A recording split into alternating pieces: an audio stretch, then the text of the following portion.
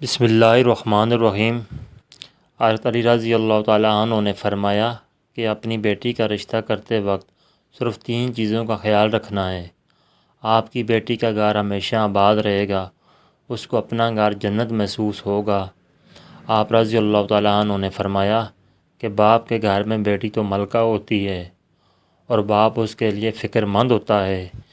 جب بیٹیاں باپ کے گھر میں جوان ہو جاتی ہیں، باپ کو اپنا گھر چھوٹا لگنے لگتا ہے۔ اس لیے اے شخص، نہ ہی تمہاری بیٹی کو تمہاری دولت خوش کر سکتی ہے اور نہ ہی اونچے مکان والے گھر خوش کر سکتے ہیں۔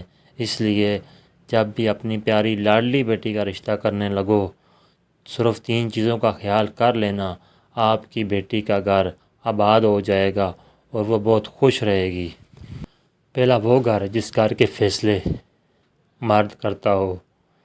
اس گھر میں بیٹی کا رشتہ کرنا، کیونکہ ایک سمجھدار مرد ہی ایک عورت کی عزت کرتا ہے اور اپنے اچھے فیصلوں سے اپنے گھر کی عزت و آبرو کی حفاظت کرتا ہے۔ اس گھر میں آپ کی بیٹی کبھی اداس اور پریشان نہیں ہوگی۔ دوسرا وہ گھر، اے شخص، جس گھر میں عورتوں کی عزت کرتے ہوں، عورتوں کو اپنی بیٹی جیسا سمجھتے ہوں، اس گھر میں رشتہ کرنا، بیٹی آپ کی ہمیشہ خوش رہے گی، کبھی اداس نہیں ہوگی اور مسکراتی رہے گی۔ تیسرا وہ گھر جس گھر میں طلاق دینے کا رواج نہ ہو، اس گھر میں بیٹی کا رشتہ کرنا چاہیے، کیونکہ ایسا گھر عورتوں کے لیے ہمیشہ خوشی کا باعث ہوگا۔ پیارے نبی حضرت محمد مصطفیٰ صلی اللہ علیہ وسلم نے حکم فرمایا کہ جو تم کھاؤ اپنی بیوی کو بھی ویسا ہی کھلاؤ، جیسا تم پہنو ویسا ہی اپنی بیوی کو پہناؤ۔ اس لیے ان 3 گھروں میں بیٹی کا رشتہ کرنا تو آپ کی بیٹی کا گھر دنیا میں ہی جنت بن جائے گا۔ ارشاد نبی صلی اللہ علیہ وسلم ہے کہ اللہ تعالیٰ بیٹیوں کے ساتھ حسن سلوک کرنے والوں کو جنت میں داخل کریں گے۔ اسلام سے قبل عرب کی حالت بہت بری تھی، 8 طرح کی برائی ان میں موجود تھی۔ ان تمام برائیوں میں سے ایک برائی عورتوں سے بدسلوکی بھی تھی۔ عرب خواتین کو جانوروں سے بھی بدتر خیال کرتے تھے۔ عموماً ایسا ہوتا ہے کہ بیٹی پیدا ہوتی تو زندہ درگور کر دیا جاتا۔ اگر کسی کو زندہ رکھتے تو اس کی زندگی محض ایک برتن کی سی تھی جسے استعمال ہی کیا جاتا ہے، مگر اس کا کوئی مقام حاصل نہیں ہوتا، نہ اسے کوئی حقوق حاصل ہوتے ہیں۔ مگر جب اس ظلم و کدے میں اسلام کا نور پھیلا تو اللہ تعالیٰ کے نبی نے عورت کو ماں، بہن، بیٹی اور بیوی جیسے قابل احترام مقام عطا فرمائے اور اسے یہ مقام و مرتبہ اپنے گھر و معاشرے میں حاصل ہوا۔ سنن دارمی میں ایک واقعہ نقل کیا گیا ہے کہ ایک شخص رسول صلی اللہ علیہ وسلم کی خدمت میں حاضر ہوا اور اپنے عہد جاہلیت کا ایک واقعہ بیان کیا اور کہنے لگا کہ میری ایک بیٹی تھی جو مجھ سے بہت مانوس تھی۔ جب میں اسے آواز دیتا تو وہ میرے پاس دوڑی دوڑی آتی تھی، مگر ایک روز میں نے اسے بلایا اور اپنے ساتھ لے کر چل پڑا۔ رستے میں ایک کنواں آیا، میں نے اسے کنویں میں دھکا دے دیا۔ آخری آواز جو مجھے اس کی آئی وہ ہائے ابا، ہائے ابا تھی۔ یہ سن کر رسول اللہ صلی اللہ علیہ وسلم رو دیے اور آپ صلی اللہ علیہ وسلم کے آنسو بہنے لگے۔ حاضرین میں سے کسی نے کہا، اے شخص، تو نے رسول صلی اللہ علیہ وسلم کو غمگین کر دیا ہے۔ آپ صلی اللہ علیہ وسلم نے فرمایا، اسے مت روکو، جس چیز کا اسے سخت احساس ہے اس کے بارے میں اسے سوال کرنے دو۔ پھر آپ صلی اللہ علیہ وسلم نے اس سے فرمایا کہ اپنا قصہ پھر بیان کر۔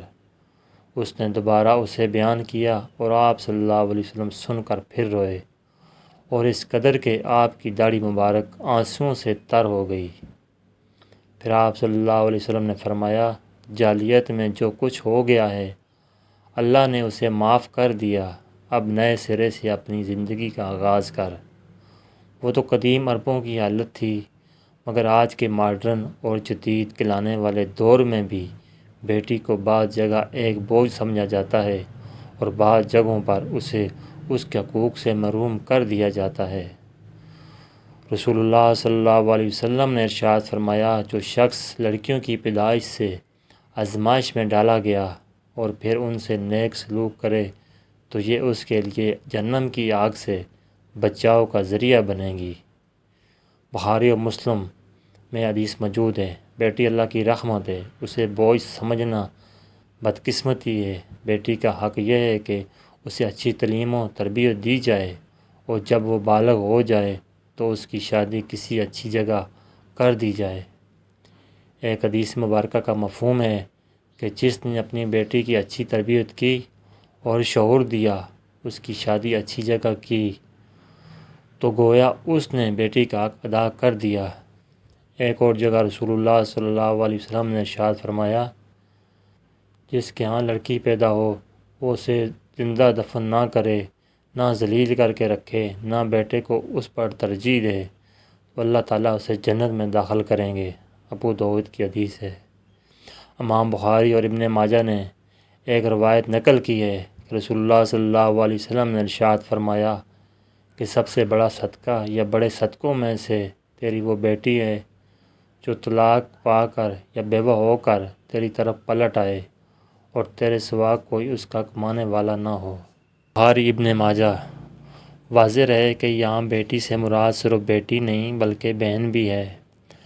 مطلب یہ ہے کہ اس کو بوجھ نہ سمجھا جائے بلکہ اسے دوبارہ اپنے پاس باوجود غربت کے رکھ لیا جائے اور کوئی اچھا جوڑ دیکھ کر اس کی دوبارہ شادی کر دی جائے، مگر جان چھڑانے کے لیے کسی غلط آدمی کے حوالے نہ کرے۔ مطلب یہ ہے کہ خواہ مخواہ نکاح نہ کر دے بلکہ کوئی اچھا گھرانہ دیکھے ورنہ اپنے پاس بٹھا کر رکھے اور حسن سلوک کرے۔ ایک حدیث مبارکہ میں آپ صلی اللہ علیہ وسلم نے فرمایا کہ اگر بیٹی بالغ ہو جائے اور اس سے کوئی گناہ سرزد ہو جائے تو اس کا گناہ اس کے باپ کے سر ہے کہ اس نے اس کی شادی کیوں نہیں کی جب کہ وہ جوان ہو گئی۔ مراد یہ ہے کہ بیٹیوں کی شادی ان کے بالغ ہوتے ہی کر دینی چاہیے تاکہ معصوم ذہن میں غلط باتیں نہ آئیں، اس کے ذہن میں شرارت پیدا نہ کر دے۔